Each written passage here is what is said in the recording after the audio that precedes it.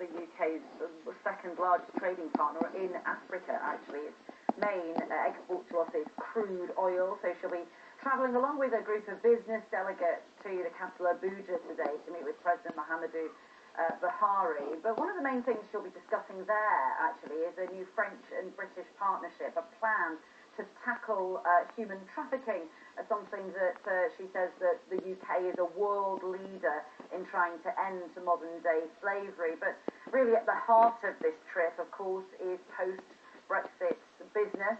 That's what she's there to do, to bolster these relationships, have some face-to-face time, remind them that we are here and that we want them. Of course, one of her main aims, she says, is that she wants to overtake the USA as one of the largest investors in Africa within the next 4 years. Yes, good morning, Ranvir. So what will Mrs May be hoping to achieve from all of these talks then? Well, Nigeria is the second largest trading partner that the UK has in the whole of Africa, so it makes sense that along with a group of business delegates, the Prime Minister is going to be travelling to Abuja today, the capital, to meet with the President, Muhammadu Buhari. But interestingly, one of the things she'll be talking about there is actually a joint British and French project to tackle human trafficking, which is a huge problem and a scourge. As Theresa May says, that the UK is one of the world leaders in trying to end modern-day slavery. So that's one of the main things. But listen, of course, at the heart of why she's there at the moment is post-Brexit business. And, one of Nigeria's main exports to us is crude oil. And what she really wants, and this is an aim that she's put out there, is that within the next 4 years for the UK to overtake the USA as one of the biggest investors in Africa.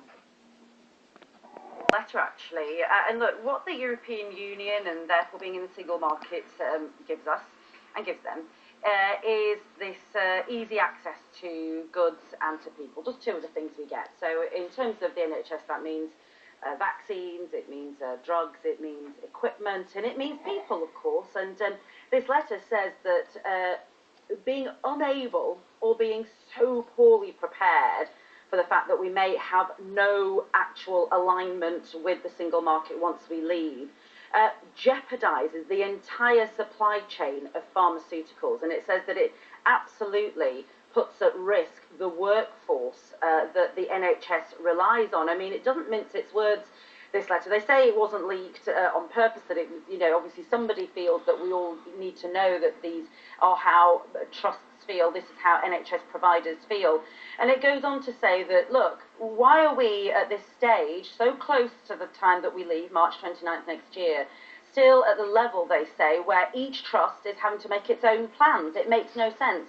We need national coordination. Well, the government has put out a statement saying, well, the NHS, in fact, has put out a statement saying that ensuring the NHS is prepared to feel differently about how prepared we are. But this week, we may get some clarity. Dominic Raab, the new Brexit secretary, is on his way to Brussels for a couple of days more of negotiations. And on Thursday, we expect some what we call technical notes, the first of a series of these, on how we're going to deal with there being no deal or indeed a hard Brexit.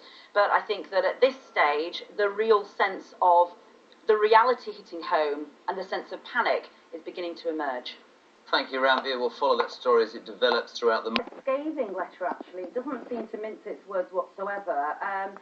It talks about the fact that the supply line of pharmaceuticals could be jeopardised, and that the workforce that the NHS relies on, a lot of them from the European Union, could be very seriously damaged if there is no real contingency plans. Because, of course, one of the central access points for being in the European Union, being in the single market, is this free movement of people and the free movement of goods. And that then for the NHS means things like drugs and vaccines and equipment, all the things that we need here to keep the NHS going.